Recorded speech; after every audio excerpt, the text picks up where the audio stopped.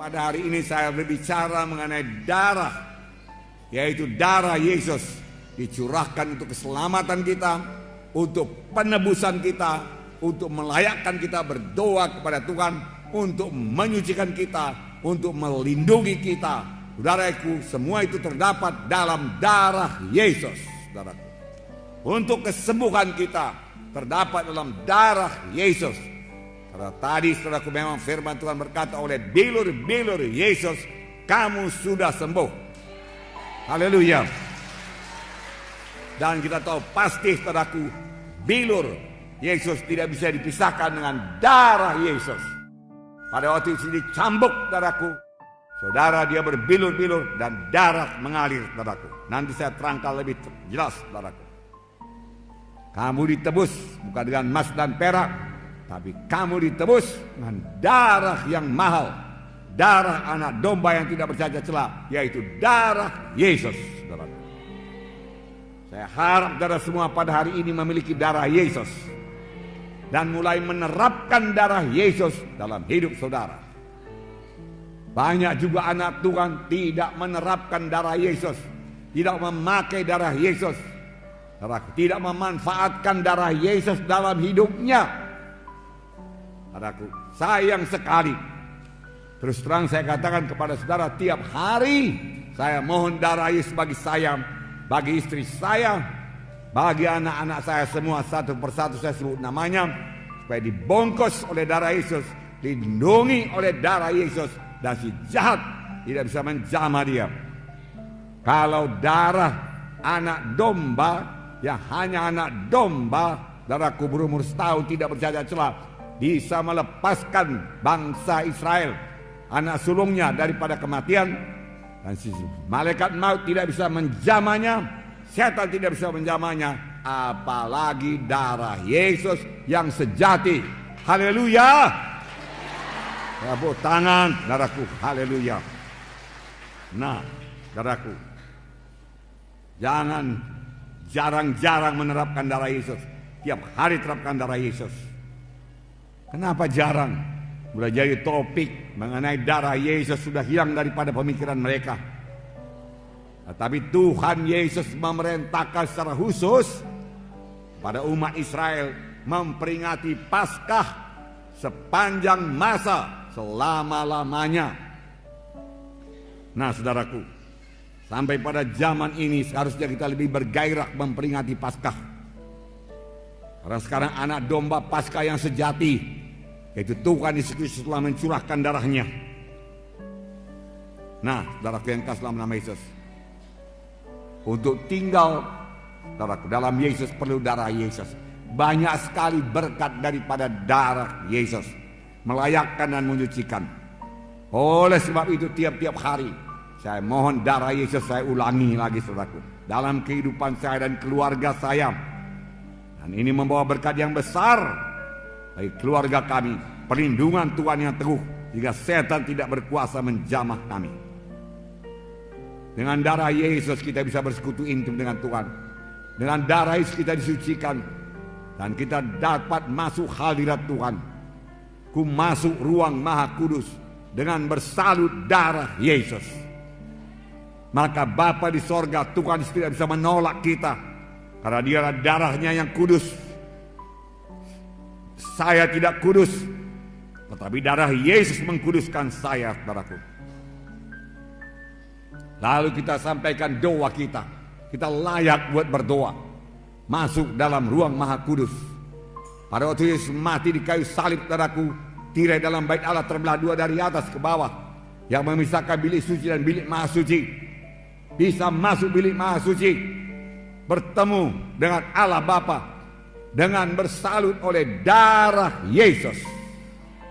Jalan lain tidak ada. Haleluya saudaraku. Inilah kuasa darah saudaraku. Saudaraku yang kasih dalam nama Yesus. Dan firman Tuhan berkata, jikalau kamu tinggal dalam aku dan aku dalam kamu, mintalah pada apa saja yang kamu kehendaki, aku akan berikan kepadamu. Tinggal dalam Yesus, dengan darah Yesus melayakkan kita. Dan firman Tuhan tinggal dalam saya, tinggal dalam saudara, terutama mengenai darah Yesus. kita mengerti, dan kita percaya, dan kita terapkan dalam hidup kita, saudaraku, mintalah apa saja yang kamu kehendaki, maka kamu akan memperolehnya. Saya sudah minta kepada Tuhan keselamatan jiwa-jiwa pada malam ini, kesembuhan jiwa-jiwa pada malam ini, mujizat Tuhan terjadi pada malam ini. Haleluya, saudaraku. Dan Tuhan akan mengabulkannya. Tuhan akan mengabulkannya. Haleluya. Tepuk tangannya meriah, saudaraku. Haleluya. Terima kasih Tuhan Yesus. Haleluya Tuhan. Terima kasih Tuhan. Tuhan membedakan umat pilihannya dengan bukan umat pilihannya. Ada 9 tulah yang menimpa tanah Mesir sebelum tulah yang ke-10 yang membebaskan dia daripada perbudakan Mesir. Tulah pertama, air menjadi darah. Kalau sekarang kita buka keran, keluar darah. Kalau sekarang kita gali sumur, keluar darah. Kalau begitu kita pergi sungai Deli jadi darah. Ke sungai Babura jadi darah. Darah, saudaraku. Bau sekali, saudaraku. Mana-mana, saudaraku. Tentu sangat susah, saudaraku. Nah, ini jadi di tanah Mesir. Firaun berkata, oke, berangkat kalian, berangkat. Tapi lenyapkan dulu darah ini. Lalu Musa berdoa, saudaraku, berubah kembali jadi air. Datang tulah kedua, yaitu katak memenuhi tanah Mesir. Katak memenuhi tanah Mesir, bukan ulat bulu ya. Katak, di mana-mana katak, tempat tidur katak. Saudara buka peti es, katak, saudaraku. Saudara angkat, saudaraku, tudung saji, melihat makanan, dalamnya ada katak, saudaraku. Saudara mau tidur, ada katak, saudaraku. Katak di mana-mana, saudaraku. Di ruang tamu ada katak, saudaraku. Katak. Firaun berkata, berangkat. Ya, bebaskan dari katak ini. Katak mati semua, saudaraku. Bau busuk memenuhi tanah Mesir. Itulah ketiga nyamuk yang sangat banyak, bahkan debu menjadi nyamuk di tanah Mesir. Firaun masih meraskan hatinya. Tulah keempat lalat pikat. Tulah kelima penyakit sampar pada ternak. Firaun meraskan hatinya, tidak bisa pergi. Tulah keenam bisul, saudaraku. Bisul. Dokter-dokter juga kena bisul, saudaraku. Semua kena bisul, saudaraku. Bisul di mana-mana. Wah, luar biasa, saudaraku. Saya belum pernah melihat yang seperti ini, saudaraku. Juga tidak bisa bebas. Tulah ke-7 hujan es. Tulah ke-8 belalang. Tulah ke-9 seluruh Mesir gelap gulita. Gelap gulita. Tangan tidak bisa dilihat, saudaraku. Begitu gelap gulita, saudaraku. Tibalah tulah yang ke-10 yang membebaskan bangsa Israel, yaitu kematian anak sulung dari manusia dan binatang. Tuhan menyuruh malaikat maut menjalani seluruh tanah Mesir. Di mana saja rumah, di mana tidak ada tanda darah, saudaraku, saudara, ada kematian. Apakah Tuhan tidak bisa membedakan yang mana bangsa Israel, mana bangsa pilihannya dan bangsa Mesir? Tentu saja bisa. Tuhan kenal semuanya. Tapi mengapa Tuhan menyuruh sembelih domba Paskah? Karena Tuhan mau mengajarkan satu prinsip keselamatan, saudaraku. Prinsip kebebasan daripada kematian. Prinsip untuk beroleh hidup yang kekal, yaitu melalui darah. Diajarkannya kepada bangsa pilihannya melalui darah anak domba, saudaraku. Dia mau mengajarkan penebusan hanya oleh darah, keselamatan hanya oleh darah, kehidupan hanya oleh darah. Darah anak domba, saudaraku. Nah, saudaraku, Tuhan memberikan perintah khusus, dan sepanjang mereka mentaatinya, mereka bebas daripada kematian. Yang menentukan hidup atau mati, darah anak domba. Haleluya. Sampai sekarang yang menentukan keselamatan saudara ialah darah anak domba Allah yang sejati, yaitu darah Yesus. Itu sebabnya setan tidak senang kalau saya berkhotbah, saudaraku, mengenai darah domba Paskah, darah domba Allah yang menyelamatkan. Bukan kebaikan kita, bukan sumbangan kita, bukan amal-amal kita, bukan perbuatan baik kita, tetapi kamu, bukan uang kita, bukan harta kita, saudaraku, bukan korban kita kepada gereja, saudaraku, bukan itu yang menyelamatkan, bukan itu yang membawa ke sorga. Semua itu baik dan disukai Tuhan. Tapi ibarat jembatan tadi tidak 1/10 pun membawa kita ke sorga, saudaraku. yang sanggup membawa kita ke sorga hanya satu, yaitu darah anak domba Paskah yang sejati, yaitu darah Yesus. Saudaraku, tepuk tangan saudaraku. Haleluya. Hanya melalui Yesus kita selamat. Tidak ada jalan yang lain ke sorga. Tuhan sendiri berkata, akulah jalan dan kebenaran dan hidup. Seorang pun tidak sampai kepada Bapa kalau tidak melalui aku. Hanya Yesus jalan ke sorga. Haleluya. Miliki Yesus pada hari ini. Terima darah Yesus pada hari ini. Haleluya. Haleluya. Ucapkan apa yang saya ucapkan. Haleluya Tuhan Yesus.